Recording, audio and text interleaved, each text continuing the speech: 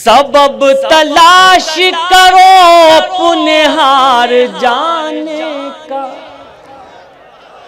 सबब तलाश करो पुनहार जाने का।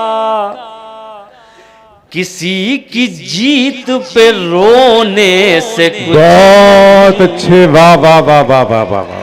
है बेगुनाह तो होने से कुछ नहीं होगा। अब आज का माहौल देखिए, शेर सुनिए। है बेगुनाह तो होने से कुछ नहीं होगा, है बेगुनाह तो होने से कुछ नहीं होगा। सबूत दीजिए रोने से कुछ नहीं होगा, सबूत दीजिए रोने से कुछ नहीं होगा।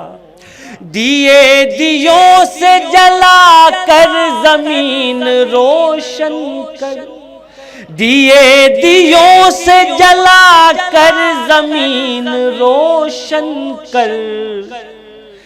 दिए जमीन में बोने से कुछ नहीं होगा, दिए जमीन में बोने से कुछ नहीं होगा। और वो शेर सुनिए जिसके लिए ये मतला ये शेर आपको सुना है।